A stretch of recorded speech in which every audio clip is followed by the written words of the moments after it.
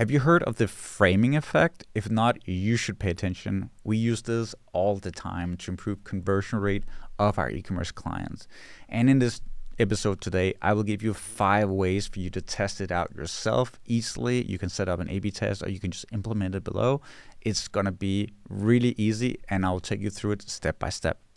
And as you know, this is the e-commerce uptake. My name is Daniel Chabert and I'm the CEO and founder of Purple Fire. We are a CEO agency, so we do this in, day out. And if you enjoyed the episode, feel free to subscribe and follow, as I will be releasing about 2 to 3 episodes every single week. But anyway, let's dive in.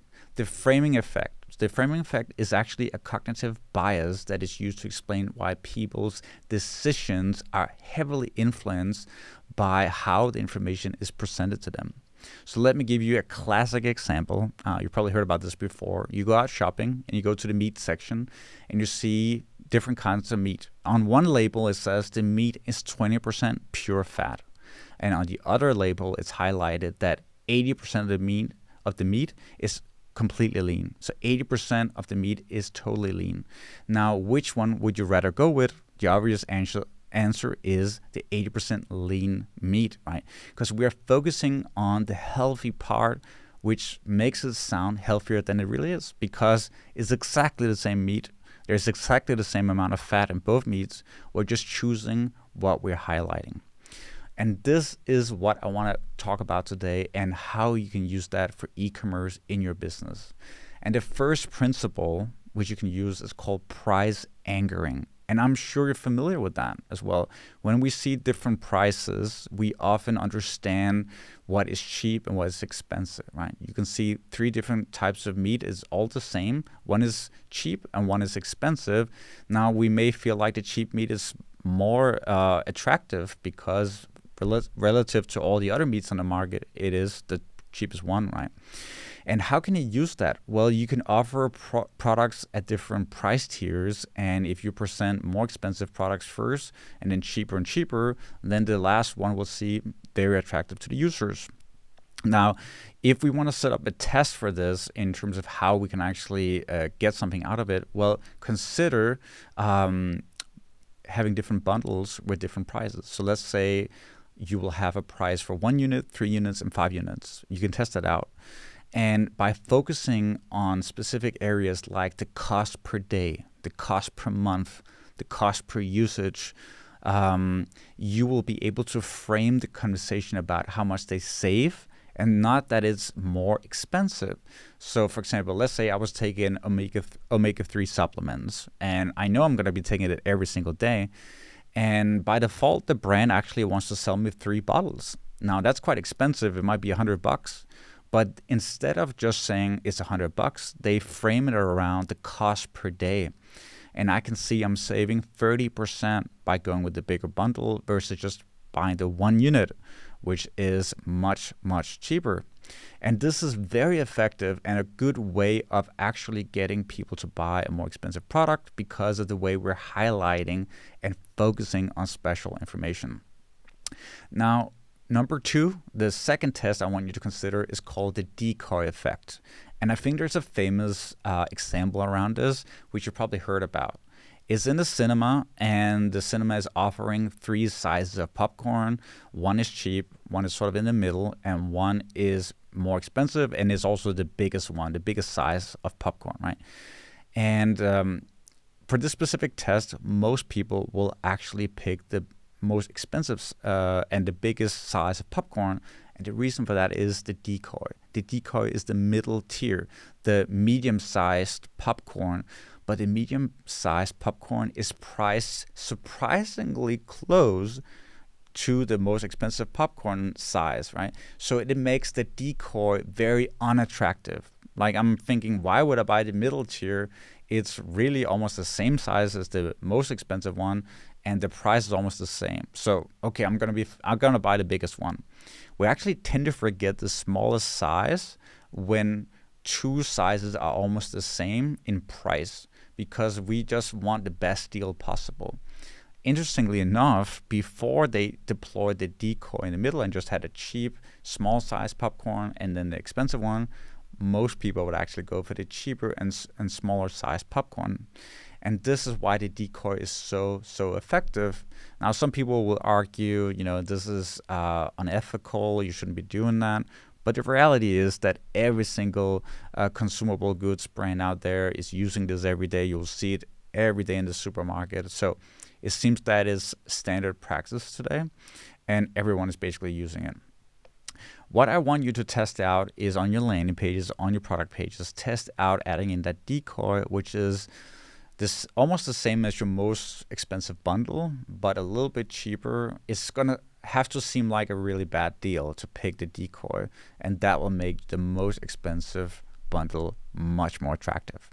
Anyway, that was the decoy effect. Let's go over to the next one, which is a positive frame for shipping costs. Now, what does that mean? It means that instead of making shipping something negative, which we're all used to, like, I have to pay $5 for shipping again. I'm just being forced to pay for this extra shipping. They're only telling me at the checkout page, and I'm really annoyed by it. Well, instead, what if we made shipping free?